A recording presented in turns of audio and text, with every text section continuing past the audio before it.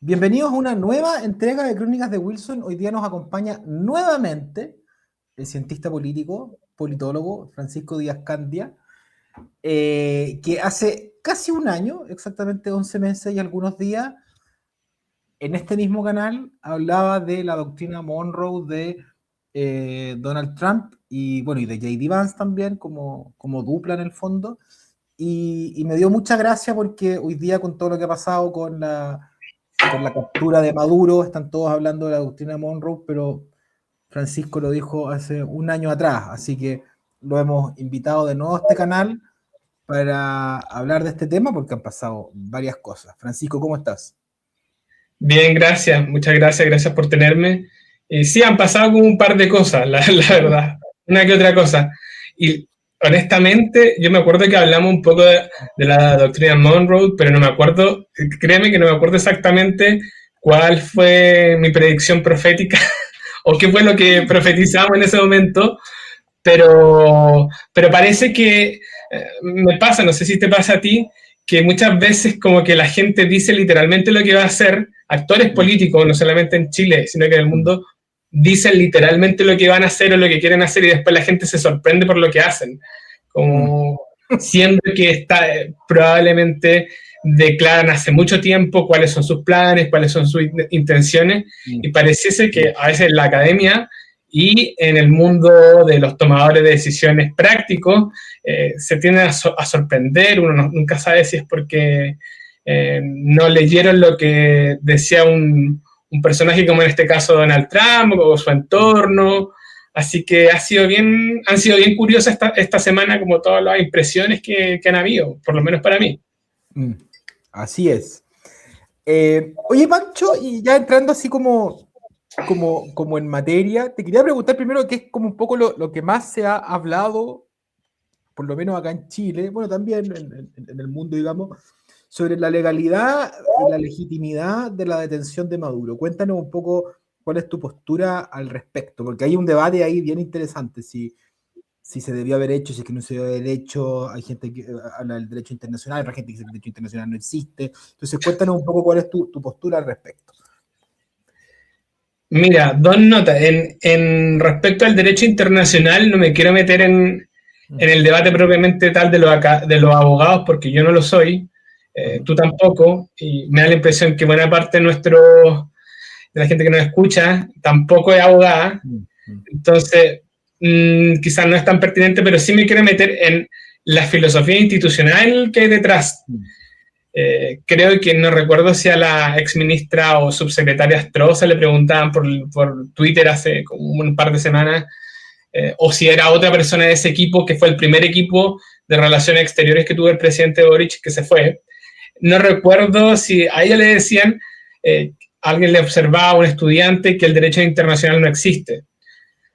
La verdad es que si uno asume que por derecho se entiende un conjunto de reglas coercibles, es decir, como ejecutables, y eso se entiende por derecho, bueno, buena parte del derecho internacional no existe, sin perjuicio que tienen buena parte de sus instrumentos medidas de coerción, los tratados tienen algunos tienen medidas de coerción, está el Consejo de Seguridad de las Naciones Unidas que funciona, que está hecho un poco para funcionar por consenso y hecho un poco para no funcionar en algunos casos, pero si es el caso, no. A mí me da la impresión, personalmente pienso que tanto en derecho interno como externo, si no es coercible, es indistinguible de una ficción, digamos. Como uno puede decir, no recuerdo si era, qué personaje era el que lo ponía en una columna, que era un conjunto de reglas que son ecuánimes para todos, pero la historia de Batman, por ejemplo, también funciona con reglas. Batman se viste de negro, su polola es Gatúbela, no es otra, tiene un conjunto de reglas, pero no son reales, aplicables a la vida real. Entonces, si no existe ese factor de obligatoriedad, un mecanismo que te obligue a comportarte de una manera, no sé cómo se puede distinguir el derecho de otros sistemas de reglas. Eso respecto al derecho, sin perjuicio de que, quizás después lo podemos comentar un poco más, a nosotros como país, poniéndolo en un lenguaje muy coloquial, país chico o débil, nos sirve el derecho internacional. porque no equipara a los demás países. Ahora bien, respecto a legislación doméstica de Estados Unidos, hay que tomar dos notas. La primera es que Estados Unidos no reconoce al 100%, uno puede hacer el argumento de que no reconocía al presidente, si uno quiere llamarle a Nicolás Maduro como presidente, como jefe de Estado. Hay un factor muy importante en política y también en la filosofía política, que es el reconocimiento. Alguien tiene que reconocerte para darte o atribuirte cierta autoridad. No es que el primer loco de Argentina diga que va a ser presidente o que junte una secta que diga que es el presidente para que todo el mundo tenga que respetarlo como presidente. Uno a título particular no puede atribuirse esa función. Y pareciese que ese fuese un poco el caso, lo que se quiere interpretar de parte de Estados Unidos, que ante una elección claramente ilegítima había un mandatario con una suerte de asociación ilícita que es ilegítima. La primera nota. Y la segunda nota es que en Estados Unidos, por lo menos, uno podría decir que a nivel de derecho público, más o menos en los últimos 30 años, se ha venido desarrollando una suerte de doctrina de parte de una cosa que se llama la Oficina de Asesoría Jurídica del Departamento de Justicia. ¿Qué es lo que hace esta entidad? Que es una entidad de abogados, autónoma, ha venido desarrollando la siguiente idea. La guerra, como se entiende en la Constitución, la guerra que se peleó en la guerra de independencia norteamericana, no siempre se corresponde con lo que uno hoy día le llama guerra. La guerra en su sentido original eran dos ejércitos gigantes de 20.000 y 20.000 soldados por lado y lado que se formaban en línea y se empezaban a disparar y morían mucho y era una masacre. Eso es una guerra y eso es lo que probablemente los padres de la Constitución norteamericana pensaban por guerra. Pero ellos no vislumbraban lo que hoy en día se puede entender por conflicto, que es más amplio que guerra. Entonces, en los últimos 30 años, este departamento ha venido desarrollando una idea, que es que cuando, por una parte, hay un interés nacional muy importante que se está sirviendo, primer criterio, y que, por otra parte, existe una acción bélica puntual que no pone en riesgo la vida de una gran cantidad de norteamericanos y que no tiene una larga duración, eso no es una guerra, constitucionalmente hablando. Y los tribunales norteamericanos le han encontrado un poco la razón a este departamento de asesoría del Departamento de Justicia norteamericano. Entonces, claro, uno también lo puede pensar así. Es más bien, y esto ha sido todo el encuadre que le ha querido dar la administración Trump, una actuación policial. Y esa es la intencionalidad que le dan todo el rato.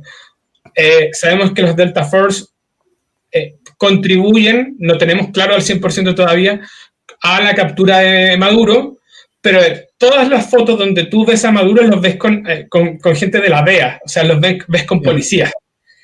Los ves todo el rato en el marco de una actuación judicial. El presidente Trump, en su primer comunicado, en el primer momento en donde comunica más formalmente esta detención, habla todo el rato de que básicamente está ejecutando una acción, una orden judicial, una orden que presentó un fiscal, se la aprobó un juez. Esa es la retórica que está utilizando. Naturalmente, esto fue estudiado por los equipos jurídicos que asesoran tanto al Departamento de Justicia como al presidente Trump, y está también pensado para evitar cualquier tipo de juicio político contra él. Él no está emprendiendo una acción bélica, pero no una guerra, tal cual lo han hecho buena parte de los presidentes en los últimos 30 años.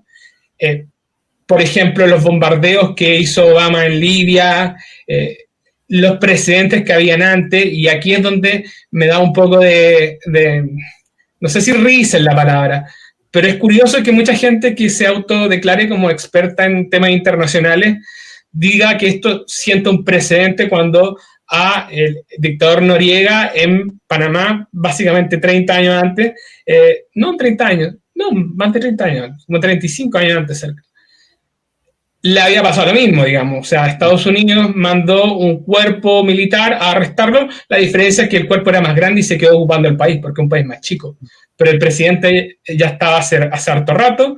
El Congreso, posterior a esta actuación, le dio una suerte de ratificación o autorización retroactiva, pero las guerras, Estados Unidos en particular, y no solamente Estados Unidos, no se vienen declarando desde hace varias décadas. La guerra de Corea no se declaró, la guerra de Vietnam no se declaró. Entonces, si hubiese que emprender alguna acción, para ser justos, contra el presidente Trump, habría que emprender alguna acción contra los últimos presidentes de los Estados Unidos, de los últimos 30 años por lo menos, o casi todos los que están vivos. Así que es curioso, no creo que vaya a desenvolverse en Estados Unidos en una acción jurídica a futuro, a no ser de que le vaya muy mal al presidente Trump en las midterms, en las elecciones complementarias de medio periodo. No, me da la impresión que no va a perder. ¿Cómo podría pasar? A mí me da la impresión que no. El gran Ambrosio Torrealba es el gran experto en elecciones norteamericanas y que viviendo allá le toma el pulso más potentemente, pero a mí me da la impresión de que la oposición no va a sacar las mayorías necesariamente para hacerle un juicio político, que es lo que les encantaría. Y también acá hay que acotar una cosa que la Corte Suprema de Estados Unidos ha dicho recientemente, creo que en junio.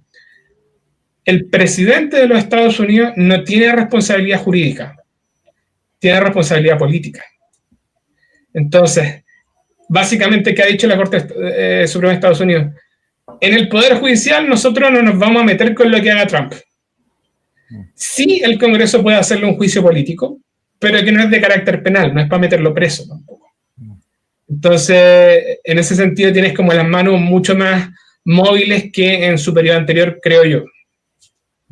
Oye, pero bueno, y de todas maneras sabemos que, o sea, como tú bien explicaste, esto de esta captura, de mostrarla, digamos, como algo netamente policial, es retórico y no es real, sino que también hay una intención geopolítica y no solamente de perseguir, digamos, un delincuente, sino que hay un tema ahí. Entonces también aquí te quería preguntar, Francisco, ¿qué ves tú? ¿Qué está buscando Trump y su gobierno en Venezuela? Y por consiguiente en Latinoamérica. Mira, acá yo me quiero remontar a un documento que ni siquiera quiero decir en los círculos de expertos, sino que en ciertos medios ha sido tomado en consideración, pero en Chile extrañamente nuestros medios locales no lo han pescado, nuestros expertos locales tampoco en general lo han pescado, excepto una fundación chilena que se llama CENALAB, que se dedica a relaciones internacionales y que es muy buena, que es la estrategia de seguridad de los Estados Unidos, que fue publicada, si no me estoy equivocando, el 4 de diciembre, recientemente, y que básicamente es un intento de poner en términos doctrinarios y declarativos la política exterior de Donald Trump, que no es exactamente imperial. Básicamente, y acá voy a pintar con una brocha muy, muy, muy gorda, básicamente es lo siguiente.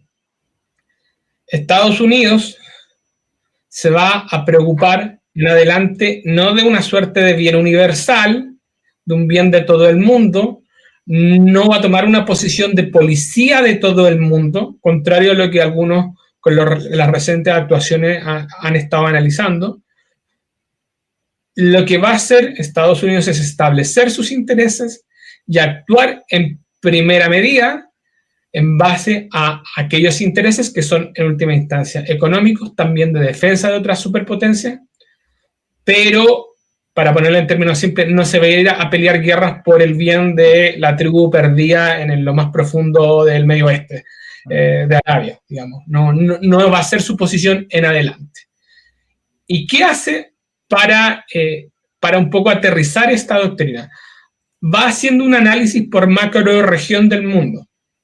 Entonces, vamos por partes.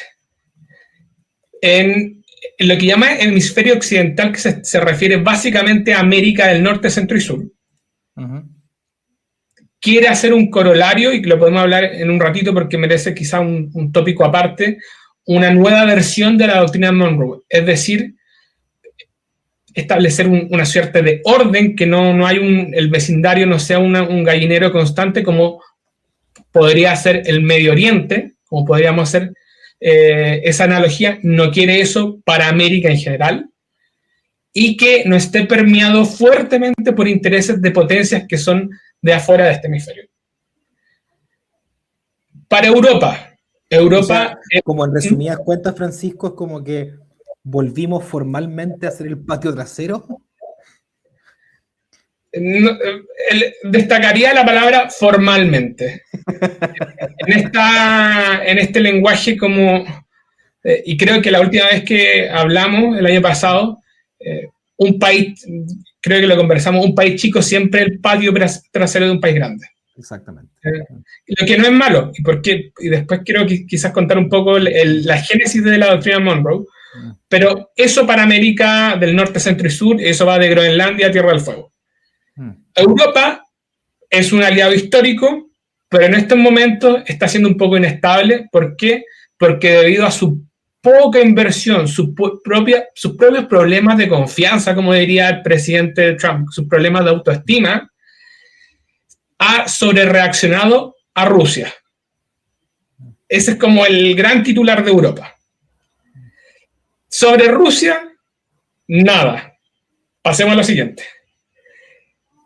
China está iniciando de hace mucho tiempo una gran política de expansión, una gran política de soft power con muchos países que incluso están lejos, como los latinoamericanos, de establecimiento de relaciones comerciales, de establecimiento de relaciones políticas con partidos afines, de establecimiento o proyección militar, como han sido, creo que la última base que inauguraron fue en Eritia, que es el Mar Rojo, muy lejos de China propiamente tal, con la idea de reunificar completamente lo que el Partido Comunista Chino entiende por China, y eso implica tener el control de Taiwán. Entonces, en ninguna parte se dice literalmente en este documento, pero China es lo que los estrategas norteamericanos llaman el near peer, es como el casi par, digamos. Es el peligro. Y estos documentos se leen por lo que dicen y por lo que no dicen. ¿Qué quiere decir esto? Llama la atención que hable tanto de China y nada de Rusia. ¿Y por qué crees que habla nada de Rusia? Acá quiero ir. Este documento, me faltó África, el Medio Oriente. El Medio Oriente, la idea es que preservar Israel, apoyarlo, tratar de que sea una zona pacífica, pero no nos vamos a meter más allá. Esa es un poco la idea de Medio Oriente. Y del Asia-Pacífico, la idea es que no la monopolice China tampoco, y lo mismo con África. Un poco ese es el resumen. En esta idea, y acá entramos en el ámbito interpretativo, y acá quizás no soy el único, porque lo he leído en varias partes, básicamente, ¿qué es lo que dice esto? O sea, hay 3 potencias nucleares con proyección en el mundo hoy en día. Si uno saca Israel, que tiene una potencia nuclear, si uno quisiese, de autodefensa, y Francia y Reino Unido, que tienen una potencia nuclear que existe, pero está disminuida, los 3 grandes proyectos de hegemonía hoy en día, no solamente en lo militar, sino que también en lo económico y cultural, son Rusia, Estados Unidos, China. Si uno interpreta o le quiere dar una interpretación al silencio sobre Rusia, uno podría pensar que lo que está buscando o lo que le gustaría a Trump o su entorno, a la gente que culturalmente conforma parte de su núcleo, es solucionar luego el tema de Ucrania y abonarse luego con Rusia. También está la retórica de que, bueno, el tema de la guerra con Ucrania es una cosa un poco intencionada por parte de Europa, y que más encima Europa, lo voy a poner de nuevo en términos muy coloquiales, intenta molestar a este perro grande, y después este perro grande intenta morderlo de nuevo, y se genera esta discusión. Pero básicamente uno tendería a pensar que Trump está pensando en hacer un bloque, o por lo menos establecer una paz con Rusia, porque el enemigo es China. esa es como la lógica de mundo que quizá hay detrás de Trump. Y, como te digo, de una parte del establishment norteamericano. La guerra no es con Rusia, es con China. Hasta el momento hay una suerte de entente, de alianza muy débil entre China y Rusia, pero no es tan fuerte. Entonces, en el mundo ideal de este tipo de gente, la alianza sería Rusia, Estados Unidos, Rusia con Occidente, y a China hay que aplacar y hay que mantener limitada.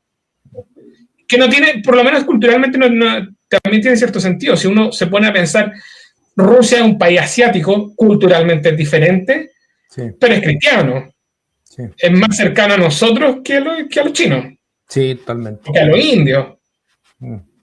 Y tiene, y una parte, claro, está como en la bisagra, es como un poco parecido a lo que le pasa a Turquía. Turquía tiene una parte que tiene una raigambre griega y otra parte que tiene una raigambre asiática, digamos. Pero está como con un pie en Asia y un pie en el hemisferio occidental. Con Rusia quizás más, porque Rusia tuvo una élite, durante mucho más tiempo, una élite mucho más eurófila, más europizada, digamos. Totalmente. Así que tiene sentido, y probablemente si uno quisiese extender aún más el análisis, hay soluciones que se pueden dar para Rusia, para Ucrania, por lo menos, en términos de una coexistencia. Hay un tema geoestratégico que es que Europa con Rusia son una pradera, son una cuestión plana, entonces no tienen fronteras naturales que se separen entre sí.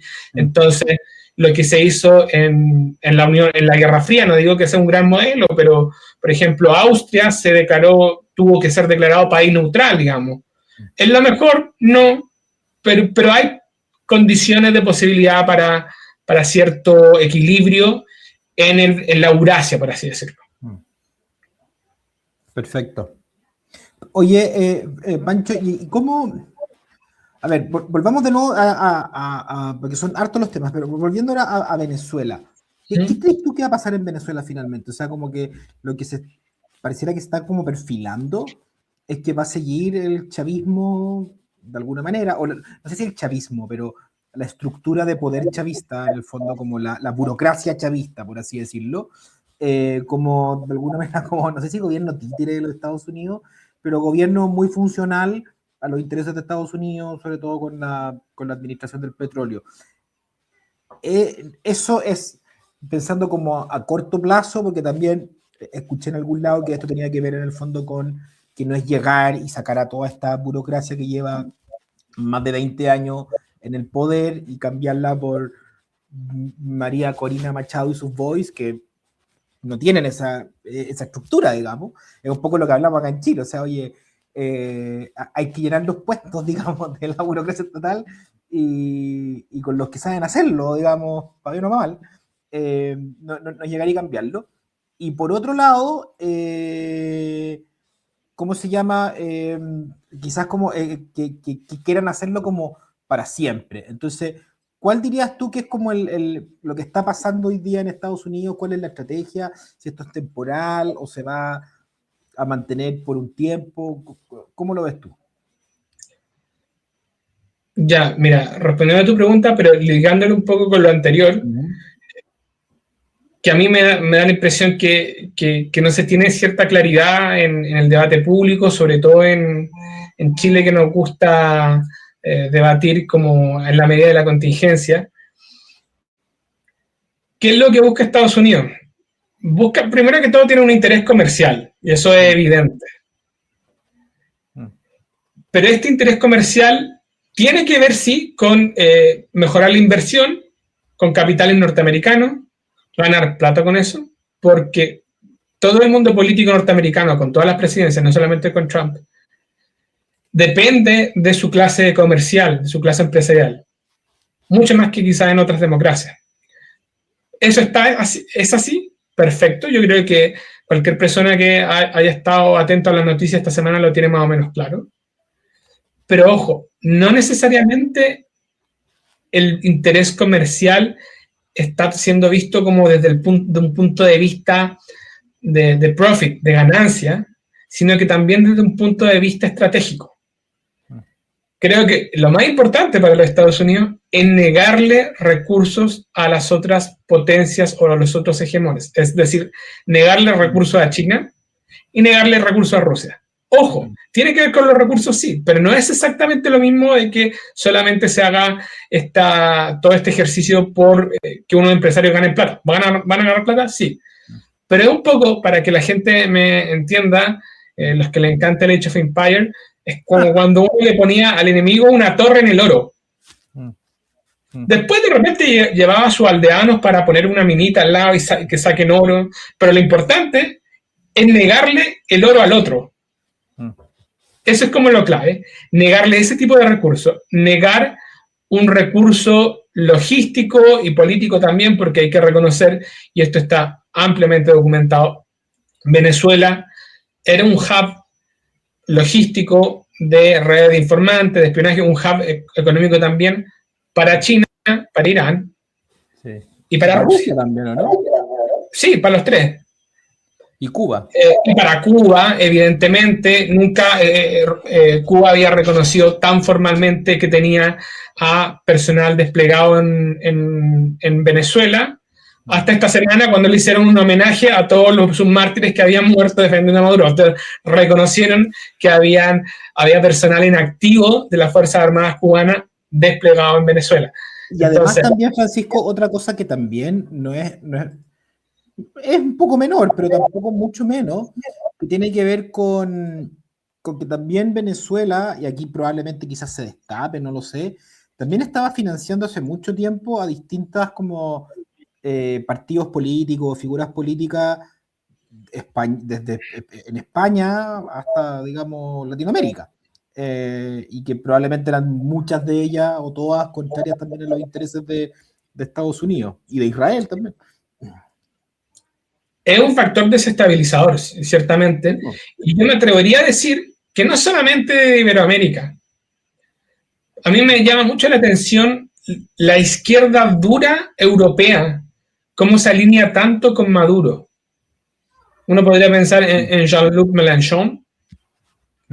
¿Por qué tanta defensa de Maduro? ¿Por qué Podemos defiende tan aferradamente a Maduro? Si ya estamos hablando de gente que está en la Unión Europea. Incluso en la crisis que hubo en la última elección de Venezuela, donde había ganado el candidato de María Corina y había habido un fraude electoral, se emitió un voto, creo que en las Naciones Unidas, para ver si se reconocía o no. Sí. ¿Sabéis quién reconoció a uno de los primeros países que reconoció el triunfo de Maduro? No. Madagascar. Y uno se pregunta, ¿qué interés tiene el presidente de Madagascar, que fue depuesto hace como 3 meses? ¿Qué interés tiene en Venezuela? ¿Estaba llegando algún tipo de influencia en forma de armas, en forma de capitales a Madagascar de Venezuela? Todavía no lo sabemos. Se supone que el presidente era como de centro izquierda populista, no es un presidente raro en el fondo. Bueno, pero es que en esas zonas también la influencia china es muy alta, entonces puede ser como indirecta, digamos. A mí, yo lo leí y me pareció, era como países que reconocían a Maduro. Nicaragua ya, Cuba ya, Rusia ya, Irán ya, Madagascar. Entonces uno se pregunta, ¿hasta dónde llegaba esta red? No lo sabe. Pero respondiendo un poco también a tu pregunta, ¿qué es lo que se busca? Cualquier inversionista que busca estabilidad en un país, y eso te lo puede dar una democracia o te lo puede dar otro tipo de régimen, no necesariamente tiene que ser una democracia. Primero, estabilidad. Segundo, un plan de colaboración real con una contraparte. Y en tercera instancia, un cambio de régimen.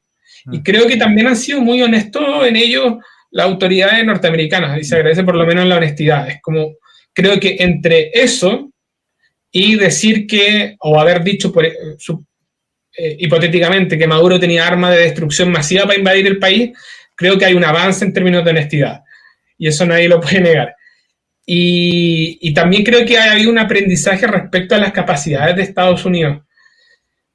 Por una parte, porque su electorado se lo pedía a Donald Trump. Básicamente, buena parte del electorado de Donald Trump no quería más guerras donde fueran a morir norteamericanos que fuesen guerras solamente comerciales, digamos. Es una pedida de su electorado. Y lo que se ha aprendido en, por lo menos, las últimas 3 guerras con países medianos, Afganistán, Irak y Vietnam, es que en general invadir un país para Estados Unidos, para una superpotencia militar, es fácil, retenerlo es difícil. Entonces la invasión propiamente tal probablemente no hubiese sido el camino. Distinto ocurre con Panamá, con Granada, que son países chiquititos, o sea, son 2 o 3 comunas de Santiago, digamos. Pero una invasión con ocupación en Venezuela, como fue lo que ocurrió en Afganistán, como lo que fue lo que ocurrió en Irak, parece que no fuese la mejor opción. Y en particular... No, y aparte, Francisco, son países que tienen también adentro problemas tribales, religiosos, o sea, un montón de cosas que están, además, alejados de nuestra concepción de occidentales y que son muy difíciles de, ya, vamos a armar un sistema de gobierno que, no, o sea, una locura, ¿me entendió, no? Claro, pero si tú te ponías a pensar en Panamá tiene otras dificultades, perdón, Venezuela tiene otras dificultades, por ejemplo, la zona de la Amazonía venezolana es mucho más inhóspita y más alejada que la zona de nuestra Patagonia. Mira. Mucho más, mucho más. ¿Cómo uno maneja eso? Es cierto, hay una estructura que hay que aprovechar, que fue lo que no se hizo en Irak y que sí se hizo, por ejemplo, después de la Segunda Guerra Mundial en Alemania y en Japón. Entender que la clase de gobernante, que hasta hace poco era nuestro enemigo, tiene una jerarquía, tiene un funcionamiento, tiene una operatividad, tiene una serie de resultados malos, pero que sirven. ¿Qué pasó en Irak? A la gente del partido Baath, que era del partido de Saddam, lo sacaron a todos. Ya no quedaba la persona que te registraba los nacimientos, ya no quedaba la persona que veía el censo, ya no quedaban los que contaban los impuestos, ya no quedaban los directores del hospital. Ya, ¿qué es lo que queda? Un desastre y una carga para el país invasor. Entonces, me parece que ha habido ahí una reflexión, por lo menos en el mundo que asesora en términos de seguridad a Donald Trump, y también me parece que es el sendero que siguen las transiciones exitosas, por lo de pronto en toda América Latina, pero no solamente en América Latina. Las transiciones exitosas desde un régimen autoritario a uno democrático siempre se hacen de a dos. Siempre se hacen con el autócrata o con gente del autócrata. Por de pronto en España, el padre de la democracia moderna española era un ministro de Franco.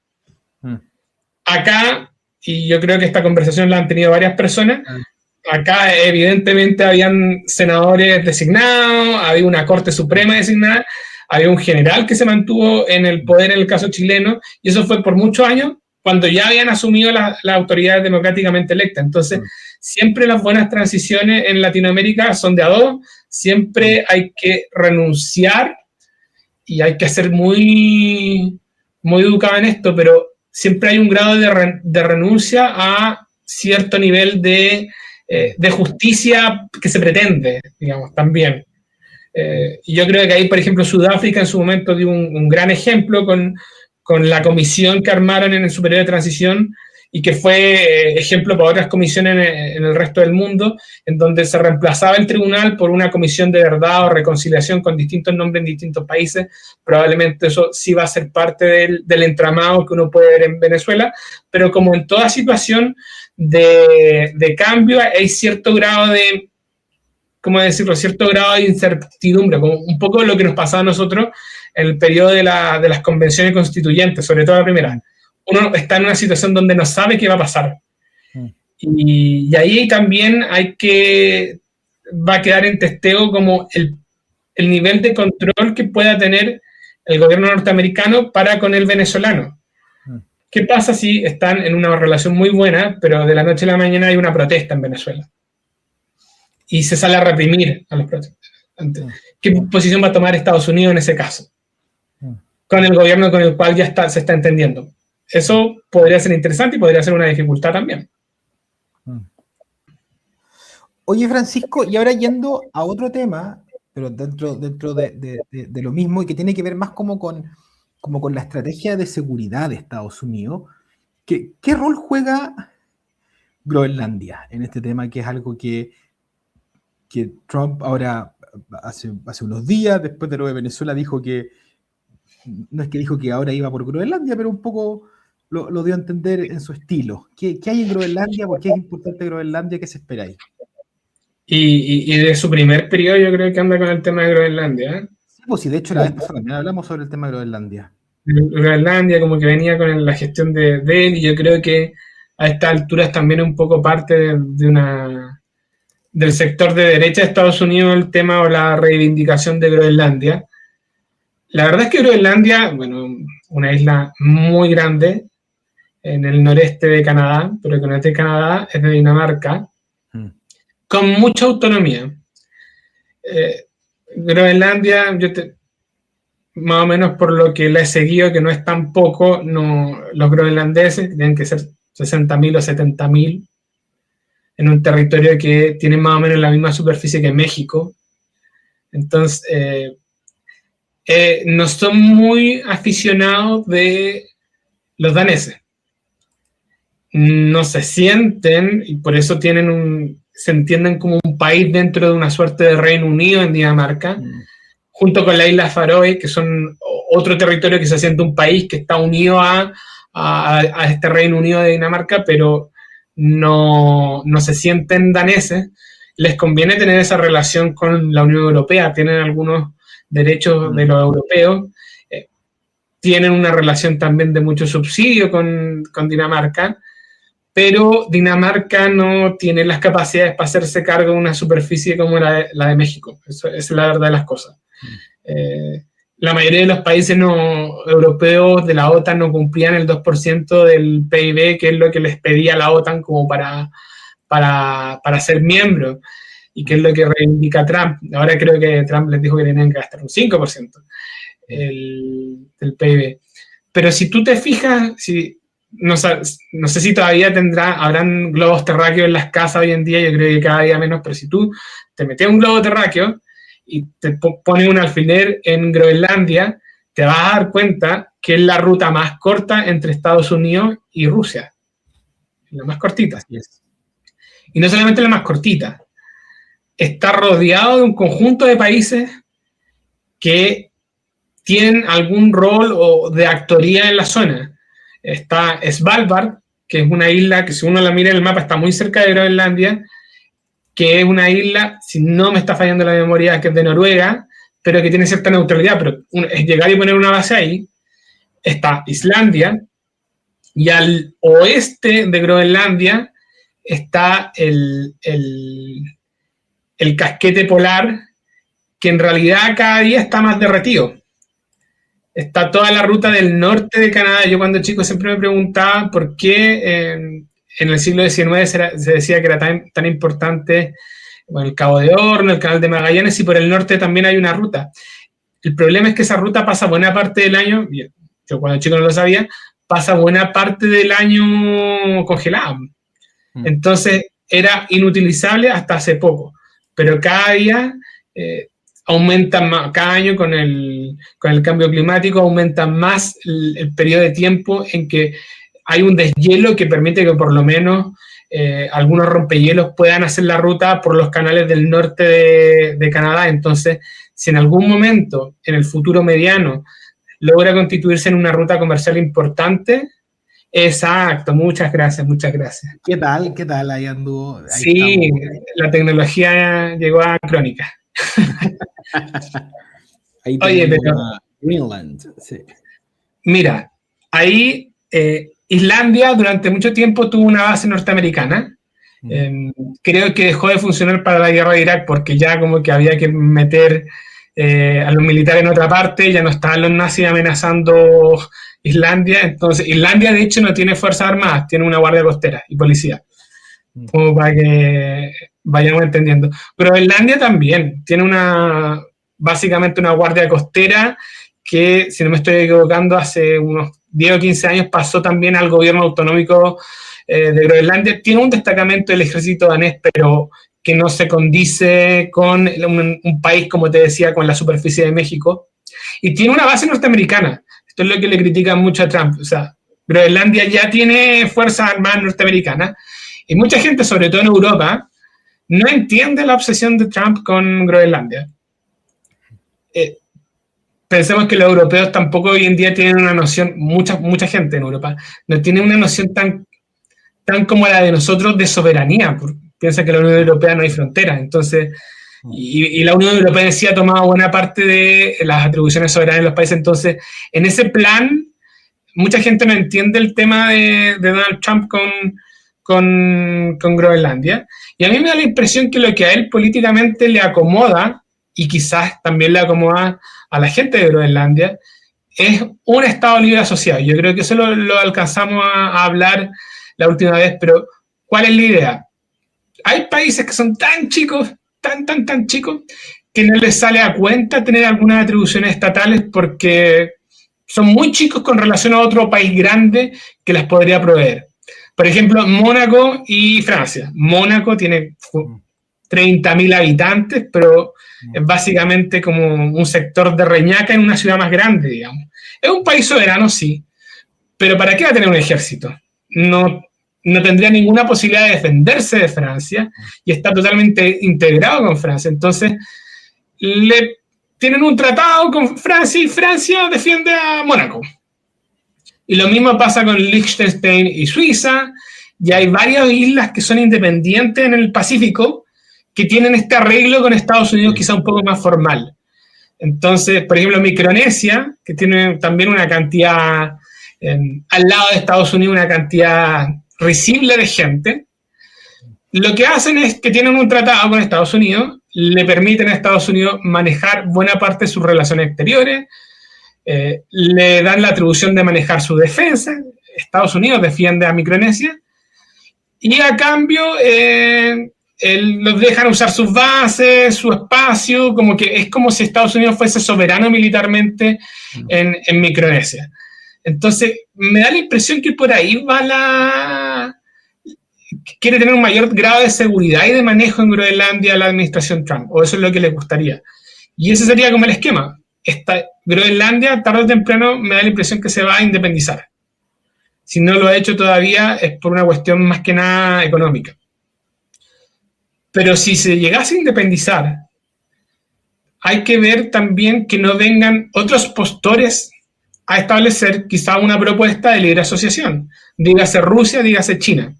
Entonces, me da la impresión que está tratando de asegurar un poco el terreno más políticamente y amarrarlo.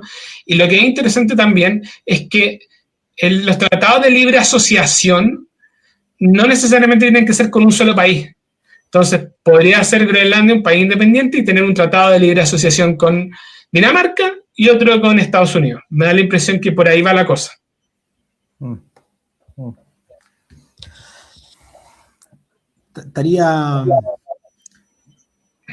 Sería raro en el fondo ver de repente que Groenlandia pasara a tener algún tipo de relación así con Estados Unidos. ¿Y tú lo ves factible? Pareciera que sí, ¿o no? No es... O sea, como te decía, depende de Groenlandia en el fondo. Como dicen por ahí, no tengo las cifras exactas, pero me da la impresión que la base que tiene Estados Unidos en Groenlandia tiene más personal militar que las fuerzas danesas en Groenlandia. Entonces, de alguna manera, militarmente, ya es como si fueran parte de Estados Unidos. Y viajan, y si tú te fijas las rutas de vuelo, de repente queda un poco más cerca de Estados Unidos. Entonces, hay culturalmente más aproximación con Canadá y Estados Unidos. O sea, las tribus indígenas, si uno quisiese decirlo, que conforman buena parte de la etnia en Groenlandia, tienen más parentesco con gente que está en Canadá y en Rusia, en pueblos rusos también, que con los daneses. Entonces, a esta altura son un pueblo un poco mestizo, también tienen mucho de sangre vikinga hoy en día la gente en Groenlandia, pero son un pueblo diferente y no son europeos, o sea, son occidentales, pero no europeos. Así que no, yo lo veo factible, puede incluso ser conveniente, y como te decía, como no son mutuamente excluyentes, uno podría pensar que tienen un acuerdo de libre asociación militar con Estados Unidos y uno económico con Dinamarca, por ejemplo, que les permitiese seguir, no sé, en la zona del euro. Eso no es raro, no es raro. El fondo de esto, y nadie te lo va a decir porque es como es muy informal, es una suerte de... Los acuerdos de libre asociación son una suerte de protectorado, pero se supone que con más voluntad del pueblo protegido. Antes los protectorados eran una colonización pura y dura nomás, pero es como una relación voluntaria de colonización, por así decirlo. Bueno, ahí tenemos algunas fotos de Groenlandia, bien bonito, ¿eh? Oh. Es natural, es como una Patagonia con un gran campo de hielo en vez de pradera, con un gigante y que tiene muchos recursos naturales también debajo de ese gran campo de hielo y que es muy difícil de explotar. Si tú me preguntas a mí, ¿no sería distinto a la relación que tenía Estados Unidos y el Reino Unido con varios de los países de los estados chicos que están en el Golfo Pérsico?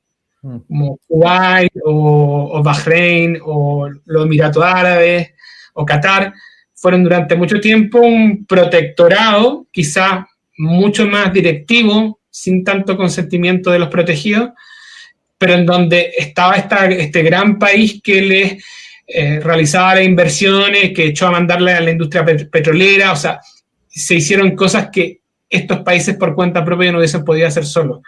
Yo no tengo la impresión de que Groenlandia, con sus 60, 70 mil habitantes, tenga la capacidad económica de armar una industria para explotar los minerales que hay debajo de esos campos de hielo. Pero quizás Estados Unidos sí. O Rusia, o sí. China. Ahora aquí, bueno, este es un detalle tonto, pero con el tema de los mapas, es difícil pillar mapas buenos porque también hay muchos mapas que están sobredimensionados en el norte. Entonces de repente uno pilla unos mapas, como uno que estoy viendo yo ahora, pero que no estoy proyectando, en donde Groenlandia es más grande que Sudamérica, y no por poco, digamos. Es como el puerto de África. No llega a ser tanto como África, pero es más grande que lo que a veces se ve. Sí, es verdad. Tiene que ver con los ajustes del mapa. Yo creo que es el problema. Sí, en general, bueno, se dice mucho que los mapas antiguos me refiero del siglo pasado, no de 1800, digamos, del siglo pasado nomás, son, claro, que están muy sobredimensionados en la zona norte, entonces se ve como un Canadá así gigantesco, un Groenlandia también grotesco, y que no es tan así, digamos. Pero bueno, es un dato, digamos, muy al margen.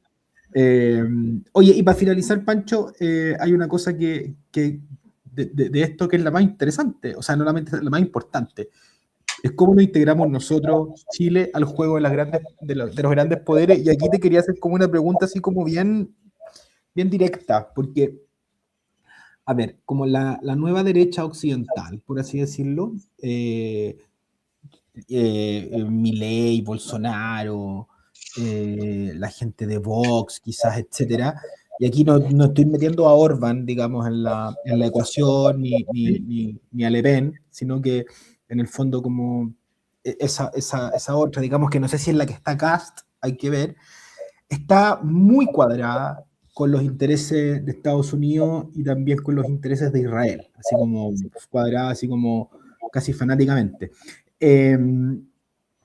Entonces, desde un punto de vista aquí no ideológico, sino como estrictamente geopolítico, ¿eso es conveniente para un país como el nuestro o es bueno tener como una patita en cada lado o neutral hasta donde se pueda? Mira, sin reducir la pregunta, sí, y creo que es bueno como ejercicio de cierre volver al inicio al tema de la doctrina Monroe. La doctrina Monroe es lo que hoy en día la gente llama significante vacío. Es como que ha sido varias cosas en distintos momentos del desarrollo de América y de Norteamérica y se ha adaptado a distintos momentos. Entonces, la doctrina Monroe nace en 1823 y es una doctrina que básicamente señala lo siguiente.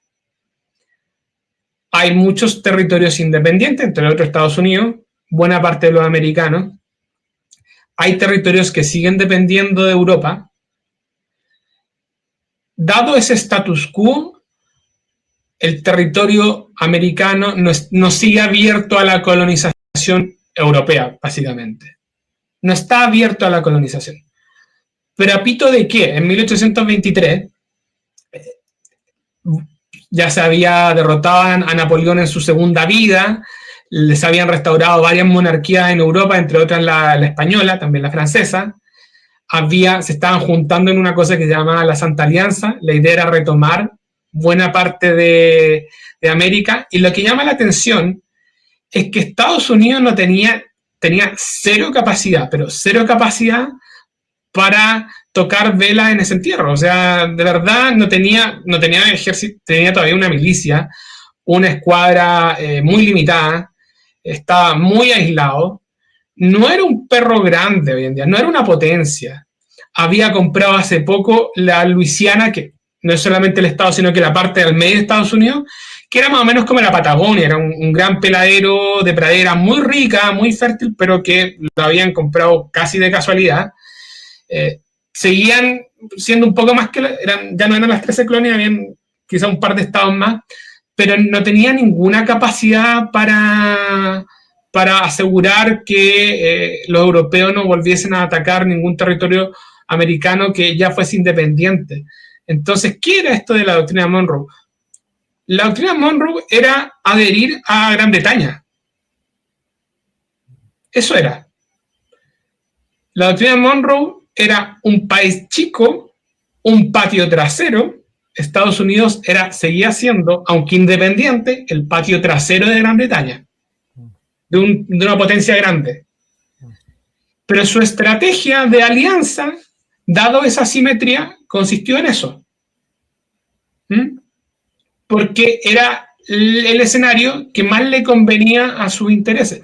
Probablemente sabían que si España, o como terminó haciendo después Francia, intentase tomarse de nuevo México, ellos se iban a ver afectados, se iban a ver amenazados, etc.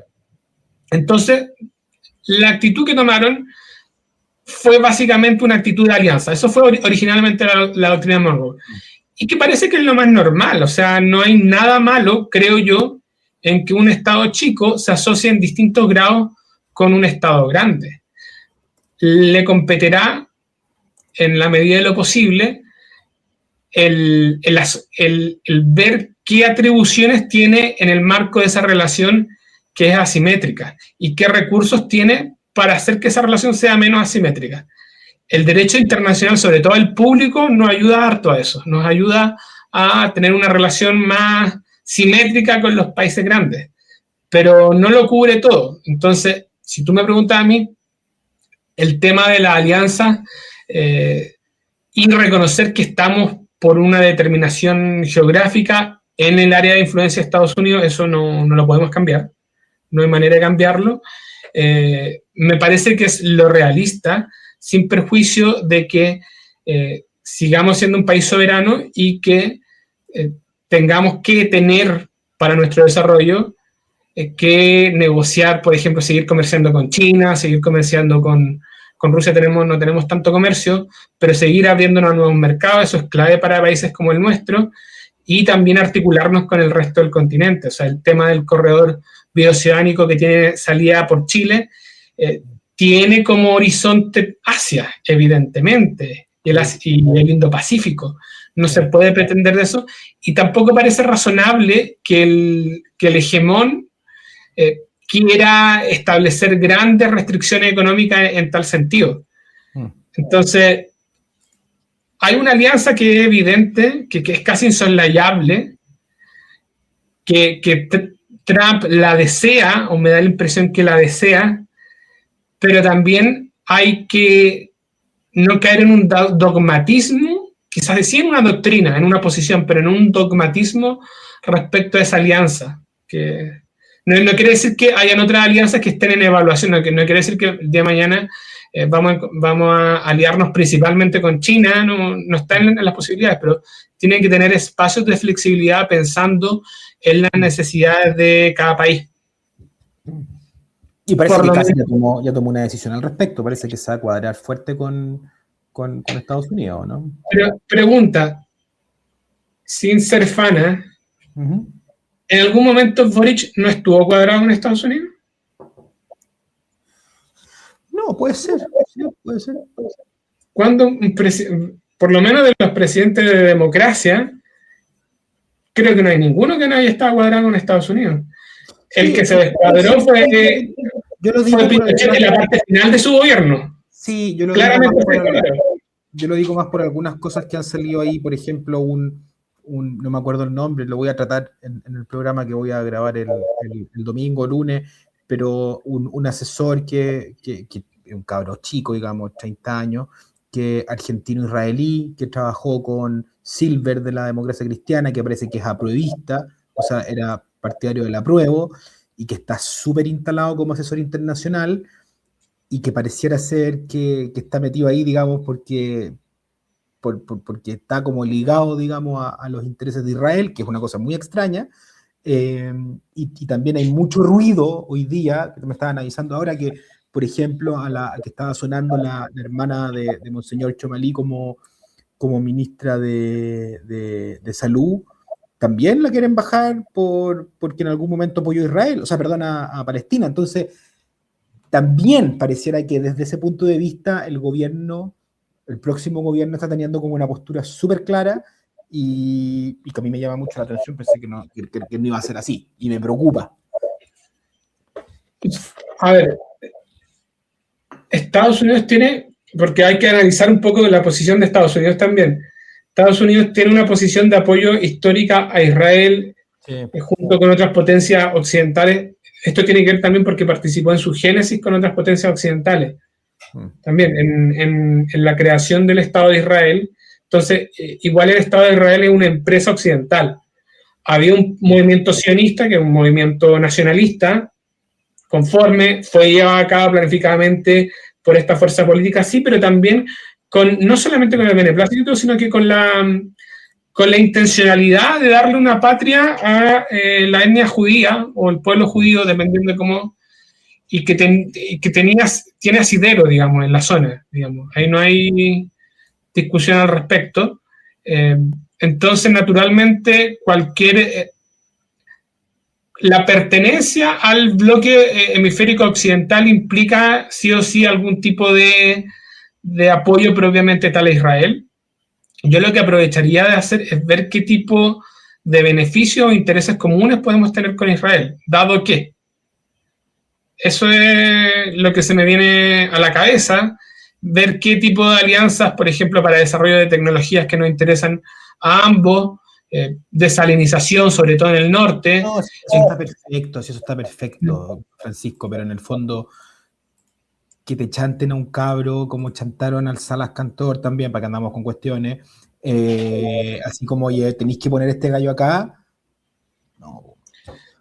Claro, uno puede especular que alguien dijo hay que poner a alguien ahí, no tengo ese antecedente, pero en términos como de posición, yo más allá de la retórica no diría, bueno, ¿en qué momento Chile que yo sepa, no ha dejado de desconocer el derecho de Israel a tener un Estado? Es sin duda que no. No, la posición que no. Pero a diferencia de otros países, nosotros tenemos la colonia palestina más grande del mundo, y que es una colonia súper importante. Entonces, en esa materia, yo creo que es súper importante mantener al máximo la neutralidad dentro de lo posible, porque es un tema delicado internamente. Claro, que nuestra posición parece neutral, pero no es tan neutral. Porque otra opción es la de tener un Estado como Bélgica, con dos comunidades, digamos, pero que sea un Estado. Otra opción que nunca ha estado fuera de la balanza es dividir y que, bueno, la franja de Gaza se vaya para Egipto y que lo que nosotros llamamos Cisjordania se vaya para Jordania, que era lo que era un poco la planificación original hasta hace pocas décadas, pero la posición chilena de que Palestina necesita un Estado, o el pueblo árabe de Palestina necesita un Estado, y que el pueblo israelí necesita también un Estado, no es neutral en ese sentido. No. No, No, no. no es neutral. Tenemos una colonia palestina más grande y obviamente eso genera como dinámicas internas, ¿cachai? Pero en la medida en que se pueda dar garantías de que eso se va a mantener, yo creo que no genera ningún conflicto. De hecho, en Occidente yo creo que no hay, parece raro lo que voy a decir, pero en este momento yo creo que no existe ningún país que dogmáticamente vaya a apoyar una suerte de expansionismo israelí, ni viceversa. Mm. No creo que haya ningún país que vaya a apoyar una supresión del Estado de Israel. Yo creo que en eso estamos siempre como firmemente anclados en Occidente, en el hemisferio liderado por Estados Unidos, y me parece que ha sido, más allá de la retórica, de lo que pueda decir el presidente de turno, no ha habido un cambio en eso en ninguno de nuestros presidentes. Y no veo que vaya a cambiar, me da la impresión. Mm. Sí, eso es cierto, pero yo tendría ojo. De hecho, tendría ojo nomás, ¿ya? Eso. Pero bueno, muy buena la conversa, Francisco. Ya ese ya es otro tema. Ya vamos a hablar sobre Estados Unidos, la doctrina Monroe. Te agradezco mucho por venir acá y siempre también por tu, no quiero decir frialdad, porque frialdad muchas veces suena así como un poco, puede sonar como peyorativo, como una carga valórica, digamos, pero como tu rigurosidad, quizás tu rigurosidad en el análisis y también tu honestidad intelectual en el análisis de materia internacional y política en general. Así que eso, pues, Francisco. Muchas gracias a ti. Hasta que nos volvamos a ver por acá. Hasta que quede una nueva embarrada. Viendo en barra. Abrazo.